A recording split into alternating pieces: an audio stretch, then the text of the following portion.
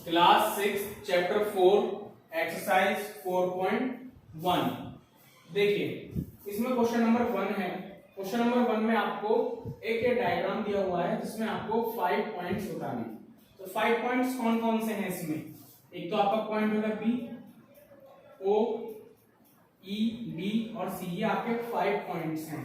Point मतलब ये जो पॉइंट है जहां पर इनका नंबर नेम पड़ा हुआ है, B point, O point, E point, D point, C point. So O, B, C, D, E ये आपके क्या है? 5 पॉइंट्स।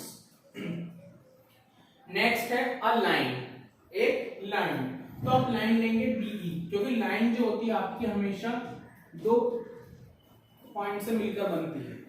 कोई भी लाइन होगी वो भी 2 पॉइंट से मिलकर बनेगी। जैसे इसका नाम DE हो गया या मैं इसका नाम रख दूं EO, तो एक लाइन है। सो लाइन, तो DE, DB ये पूरी एक लाइन हो जाएगी।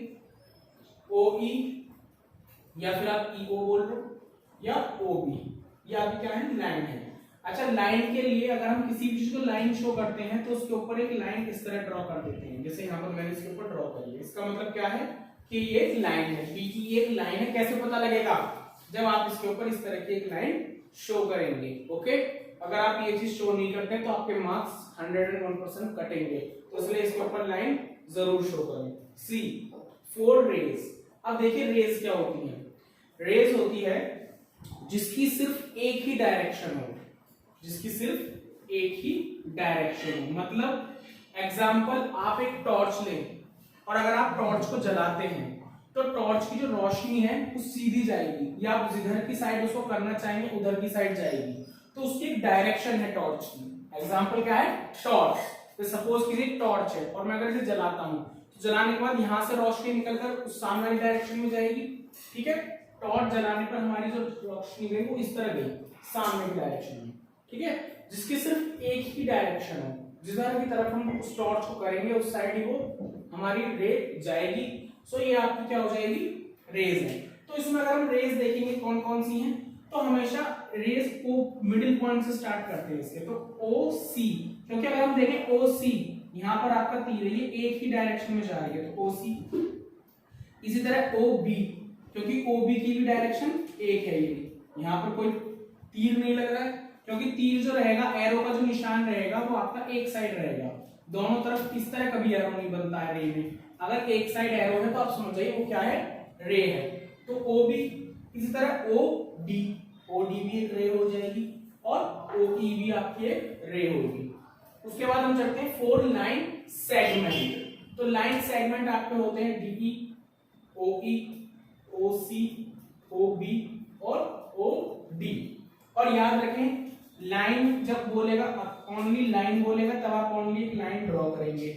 लेकिन अगर कहता है लाइन सेगमेंट तो आप लाइन सेगमेंट के लिए 2 एरो बनाएंगे, एक एरो इस साइड और एक एरो इस साइड।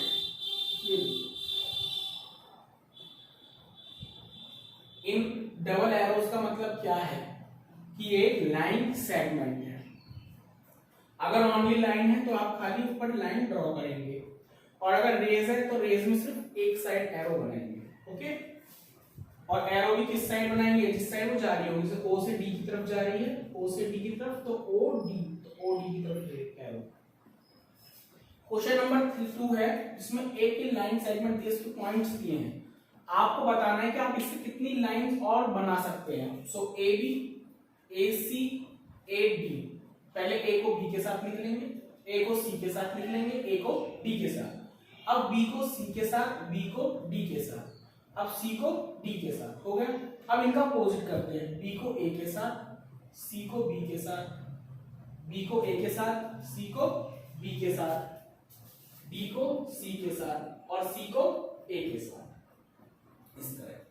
तो ये आपकी क्या हो गई? और ये आपकी चूंकि लाइन है तो इसके ऊपर आप लाइन का मार्क शो कर देंगे। ओके, नेक्स्ट हम चलते हैं क्वेश्चन नंबर 3 पर। क्वेश्चन नंबर 3 में हमें ये डायग्राम दिया है, आपको ये फिगर बनानी होंगी कॉपी पर और पेंसिल से फिगर बनाएंगे। किससे बनाएंगे डायग्राम को? पेंसिल से। इसमें आपको कुछ लाइंस दी हुई हैं। ठीक है, आपको बताना है इन क्वेश्चंस का आंसर है। फर्स्ट है लाइन कंटेनिंग E। आपको बताना है कि पॉइंट ई से कौन सी लाइन होकर जा रही है। तो पहले हम देखते हैं पॉइंट ई कहाँ है। देखिए पॉइंट ई आपका यहाँ है, तो पॉइंट ई से कौन सी लाइन जा रही है होगा, देखिए ये आपका पॉइंट ई आपका यहां होगा, ये इस साइड होगा। तो पॉइंट ई से कौन सी लाइन जा रही है, एक तो जा रही है आपकी ए ई और एक जा रही है आपकी ई एफ, दो लाइनें जा रही हैं। इस तरह हम देखते हैं लाइन पासिंग थ्रू ए, तो ए से कौन सी लाइन पासिंग थ्रू हो रही है, सो ए ई, ये पूरी लाइन जा रही है ए से, क्योंकि देखिए ई से ए तक की जो लाइन है ये ए से होकर जा रही है। और डी ए, दूसरी क्या होगी आपकी D A,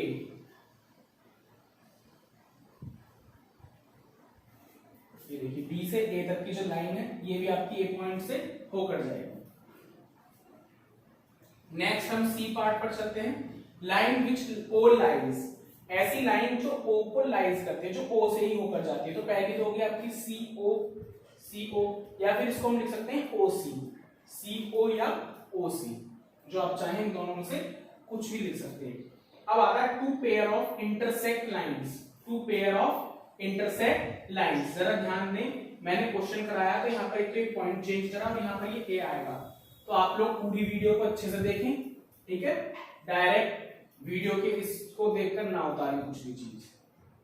to pairs of intersect lines are a. अब देखिए आपको बता रहा है दो लाइंस जो आपस में इंटरसेक्ट करती हो। इंटरसेक्ट का मतलब क्या होता है, इंटरसेक्ट का मतलब होता है कि जहां पर कोई भी एक लाइन है तो दूसरी लाइन उसके ऊपर से जा रही हो, इस तरह एक लाइन को दूसरी लाइन काट रही हो, चाहे वो इस तरह हो, चाहे वो इस तरह हो, चाहे किसी भी तरह हो। अगर कोई भी दो लाइन आपस में कट रही है, आपस में दूसरों काट रही है, मतलब आपस में दूसरों को इंटरसेक्ट कर रही है। तो हम अगर यहाँ देखें तो यहाँ पर एक लाइन पे पूरी ए ई है और इसके ऊपर जो लाइन होकर जा रही है वो तो सी ओ है और एक एफ ई है। तो दो पेयर ऑफ इंटरसेक्शन, तो सबसे पहले क्या आएगा आपका ए डी ले लेते हैं, चाहे तो आप ए ई भी ले सकते हैं, ए डी। और ए डी लाइन जो है आपकी, ये वाली जो लाइन है ए डी, इसको कट कौन सी कर रही है, ये सी ओ, तो A D C O. And दूसरी अगर हम देखते हैं तो ए ई और इसको कट कौन सी कर रही है, एफ ई, सो ये हो गई आपकी एफ ई। इसी तरह आपको ये क्वेश्चंस करने हैं।